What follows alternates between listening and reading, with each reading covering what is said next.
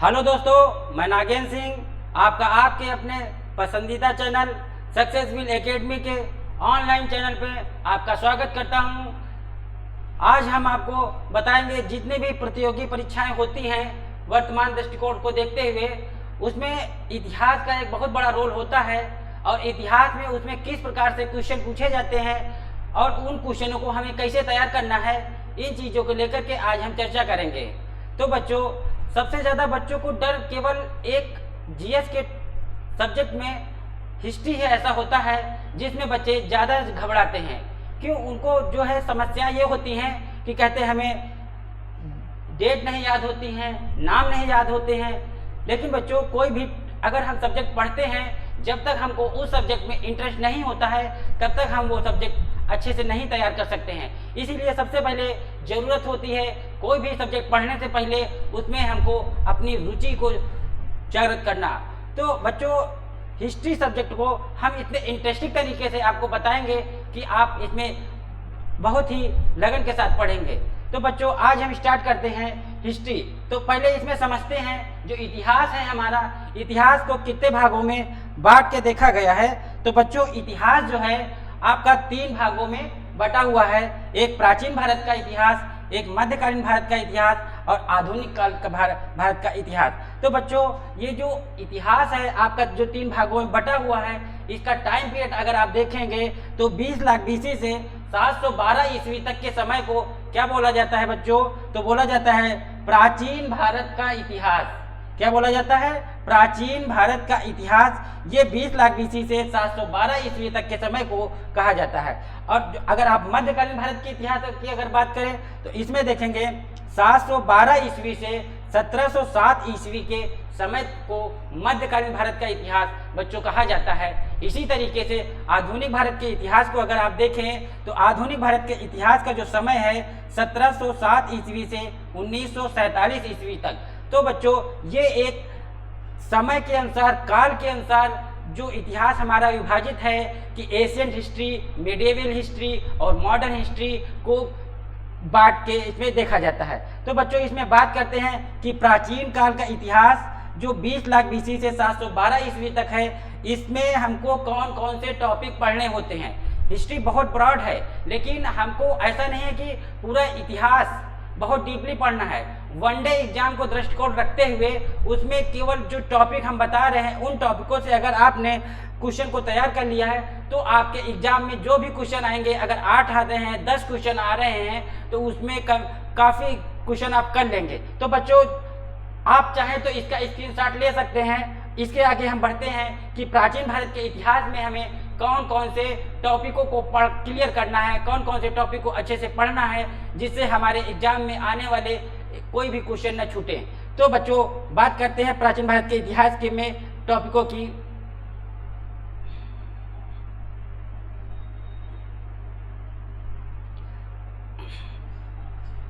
तो बच्चों देखिए, ये जो प्राचीन भारत का इतिहास है 20 लाख बीसी से 712 ईस्वी तक, तो इसमें सबसे पहला टॉपिक है कि पाषाण काल।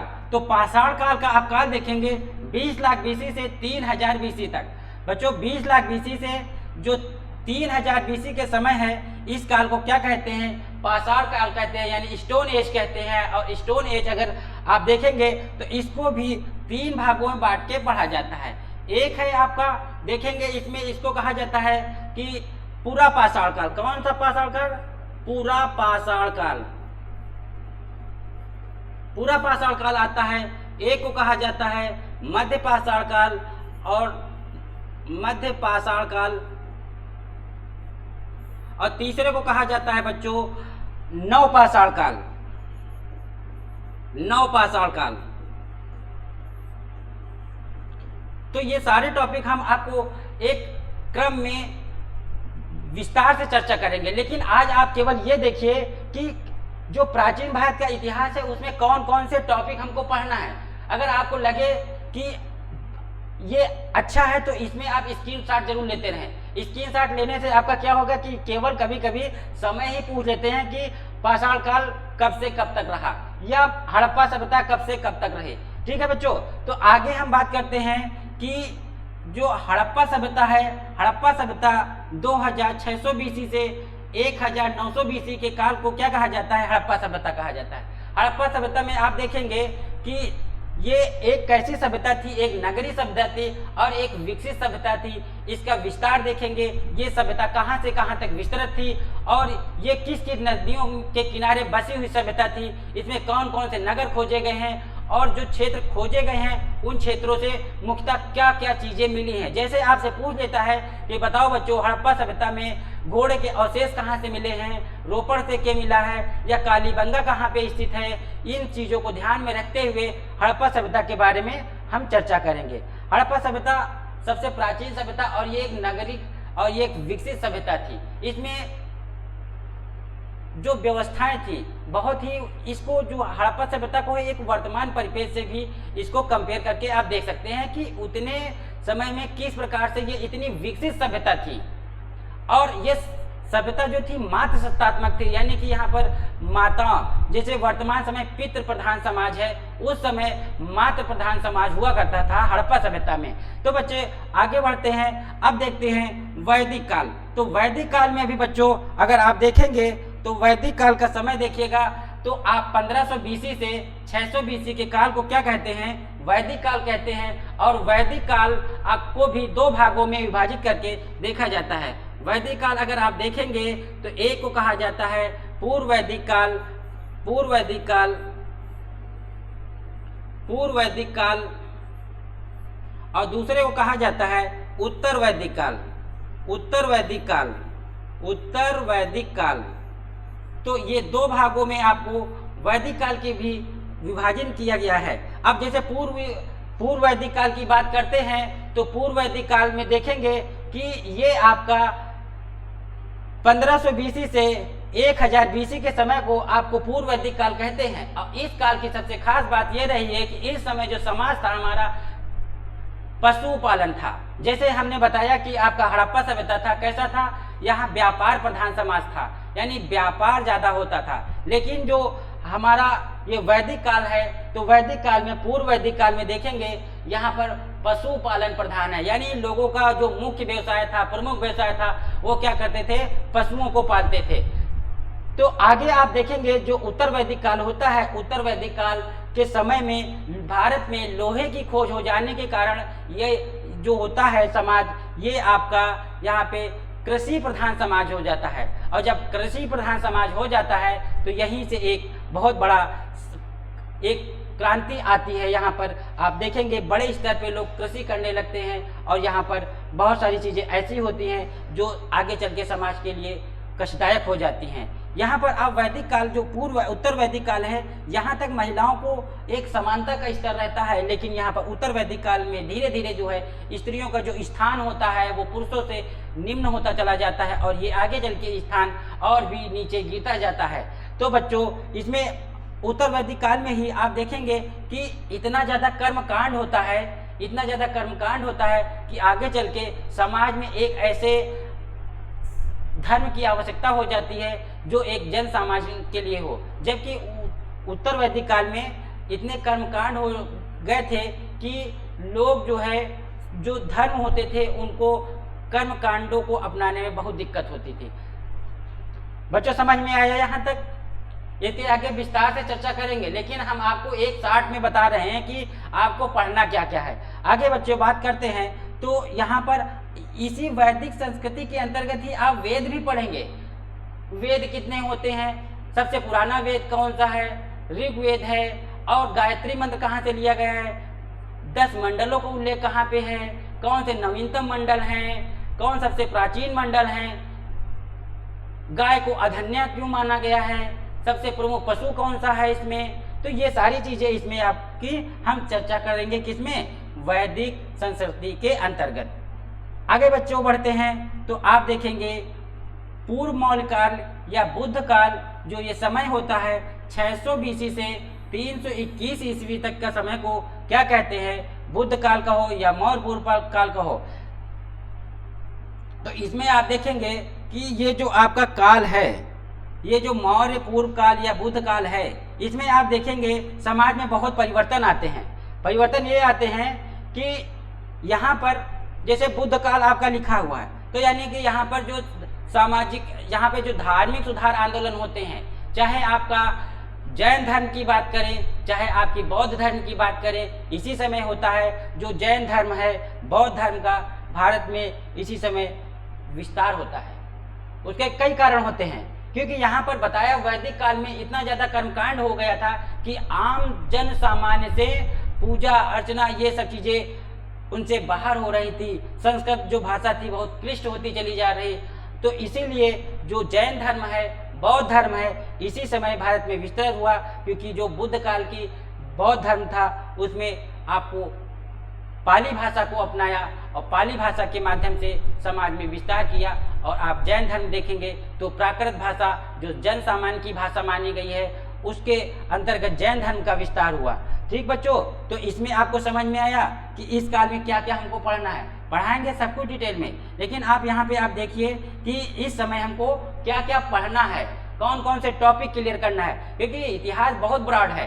तो हमको बहुत ही डीपली नहीं पढ़ना है, लेकिन हमको उतना पढ़ना है जितना वनडे एग्जाम के दृष्टिकोण को रखते हुए हमारे क्वेश्चन सॉल्व हो जाए। चाहे एसएससी हो, चाहे रेलवे हो, चाहे यूपीपी हो, चाहे लेखपाल हो, चाहे शिक्षक भर्ती हो, इन एग्जामों से हमें कौन कौन से टॉपिक से कौन कौन से क्वेश्चन आते हैं, इसको हमें अच्छे से तैयार करना है। और ये तभी तैयार हो सकते हैं जब हम एक अच्छी रणनीति बनाएंगे। और रणनीति बना करके आप तैयारी करिएगा, 100% आपको सफलता मिलेगी। तो बच्चों आगे बात करते हैं।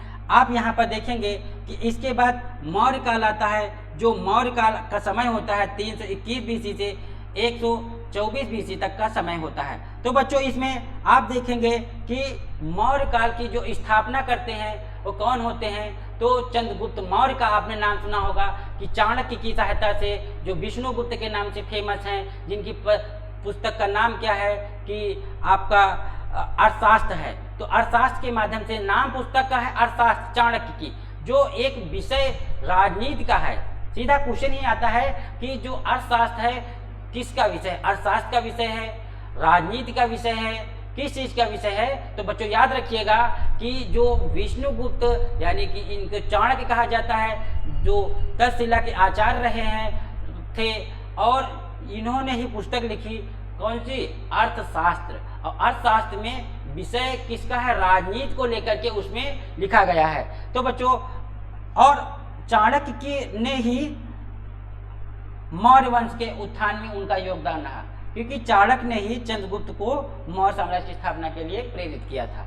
तो इसमें आपको चंद्रगुप्त मौर्य हैं, आपके शासक अशोक हैं। अशोक से आपके वनडे एग्जाम में बहुत क्वेश्चन पूछे जाते हैं। अशोक महान क्यों कहा जाता है। इतिहास में आपने देखा होगा कि दो ही शासक ऐसे होते हैं जिनको सम्राट कहा जाता है। एक अकबर महान कहा गया है और दूसरे हैं अशोक महान। तो बताएंगे इसके पीछे क्या कारण रहा है कि इतिहास में अशोक महान और अकबर महान दोनों को ही क्यों कहा गया है। बाकी इतिहास में और भी शासक हुए हैं, उनको महान का दर्जा क्यों नहीं दिया गया है। आगे बच्चों बात करते हैं। तो इसमें आप देखेंगे कि इनकी राजनीतिक, सामाजिक और आर्थिक क्या क्या नीतियां रही हैं, यानी प्रशासनिक बातों के बारे में इसी में चर्चा करेंगे। आगे बात करते हैं। मौर्योत्तर काल आता है। तो मौर्योत्तर काल में कुछ ऐसे शासक होते हैं जो आप इसमें शुंग काल, पुष्पभूति वंश, ये काल पढ़ते हैं इसमें। तो इसके बाद अगर हम बात करें, इसमें गुप्त काल आता है। और गुप्त काल आपके एग्जाम की दृष्टि से बहुत ही इम्पोर्टेंट होता है, क्योंकि गुप्त काल से बहुत सारे क्वेश्चन बनते हैं। यहाँ पर आज से सीधा पूछा जाता है कि किस काल में भारत में मंदिरों का निर्माण होना प्रारंभ हुआ। तो इसके पहले भारत में कहीं स्थायी मंदिर नहीं मिलते हैं, लेकिन आप देखेंगे गुप्त काल से ही भारत में मंदिरों का निर्माण प्रारंभ होता है। जैसे आपने सुना होगा कि द्रविड़ शैली, वैष्णव शैली, नागर शैली। तो उत्तर भारत में मंदिर किस प्रकार के बने हुए हैं, दक्षिण भारत में मंदिर किस प्रकार के बने हुए हैं। तो ये द्रविड़ शैली कौन सी है, नागर शैली कौन सी है, बेसर शैली क्या है। तो इन सब चीज़ों को यहाँ पर बताएंगे। गुप्त काल में किसने गुप्त वंश की स्थापना की, किसने विक्रमादित्य की उपाधि धारण की, इन सब चीज़ों को लेकर के यहाँ पर हम चर्चा करेंगे। आगे बात करते हैं बच्चों गुप्तोत्तर काल। तो गुप्तोत्तर काल जो होता है टाइम पीरियड आप देख लीजिएगा 550 ईस्वी से 712 तक। तो इसमें गुप्तोत्तर काल में आप देखेंगे एक ही महान शासक होता है, हर्षवर्धन। और हर्षवर्धन के बाद आप देखेंगे कि जो भारत है, भारत में कोई भी ऐसा शासक नहीं हुआ है जो कि भारत में एकता को बनाकर रखे। जब कोई एक शासक ऐसा शासक नहीं होगा जो अपने साम्राज्य की रक्षा कर सके, तो क्या होगा कि विदेशी आक्रमण होना शुरू हो जाएंगे। और इसी के बाद हम आपको बताएंगे कि आप मध्यकालीन इतिहास इसके बाद से होता है कि भारत में किस प्रकार से जो विदेशी आक्रमण होते हैं वो धीरे धीरे यहाँ पर आना शुरू करते हैं। चाहे आप देखेंगे कि मुस्लिम आक्रमणों में मोहम्मद बिन कासिम आते हैं, फिर आपके जो है महमूद गजनवी आते हैं, और फिर आपके मोहम्मद गौरी आते हैं। तो इनका एक क्रम होता है जो भारत में आक्रमण करते हैं, और इनके आक्रमण करने का उद्देश्य यही नहीं होता है कि उनको भारत में अपना राज स्थापित करना है और शासन करना है। ये आगे के आपको हम वीडियो में बताएंगे कि इनका भारत में आने का उद्देश्य क्या था और ये भारत में किस लिए आए थे। ठीक है बच्चों, तो इसमें आज के वीडियो में इतना ही। चैनल को आप सब्सक्राइब करें, लाइक करें और शेयर करें। बच्चों, आप हमारे चैनल के साथ पूरे विश्वास के साथ जुड़े, और हम भी आपकी जो हमारी टीम है पूरे विश्वास के साथ आपके साथ जुड़ेगी। और आप एक रणनीति के साथ जब तैयारी करेंगे किसी भी एग्जाम की, तो आपको निश्चित ही सफलता मिलेगी। हमारे चैनल से जुड़ के आप देखेंगे आपको क्या क्या लाभ मिलते हैं। आप यहाँ देखेंगे एक रणनीति के तरीके से किस प्रकार से तैयारी की जाती है और किस प्रकार से आप दूसरों बच्चों से बेहतर कर सकते हैं। एक बार हमारे चैनल से जुड़ के आप देखिए, आप अपने आप में स्वयं में महसूस करेंगे कि वास्तविकता में हम दूसरे बच्चों से और बेहतर क्यों कर पा रहे हैं, कैसे करना चाहिए, किस प्रकार से हमें परीक्षा की रणनीति बनानी चाहिए, किस प्रकार से हमको पढ़ना है। ये जरूरी नहीं होता है कि बच्चों हम जो है 12 घंटे या 15 घंटे या 20 घंटे पढ़ के ही सिलेक्शन ले सकते हैं। कोई भी एग्जाम तभी क्लियर होता है जब एक रणनीति बनानी पड़ती है। एक अच्छी रणनीति किस प्रकार से बनानी है, किस प्रकार से हमें क्या पढ़ना है, और पढ़ने से ज़्यादा जरूरी होता है कि हमको क्या छोड़ना है। तो बच्चों, आज के वीडियो में हम इतना ही रखते हैं। आगे के वीडियो में हम आपको बताएंगे जिस प्रकार से यहाँ पर प्राचीन भारत के इतिहास के बारे में चर्चा की है, उसी प्रकार से हम आपको बताएंगे कि मध्यकालीन भारत के इतिहास में आपको कौन कौन से टॉपिक पढ़ना है और क्या क्या वहाँ पर इम्पोर्टेंट है, कैसे क्वेश्चन बनते हैं, इन सब की हम चर्चा करेंगे। धन्यवाद बच्चों, जय हिंद।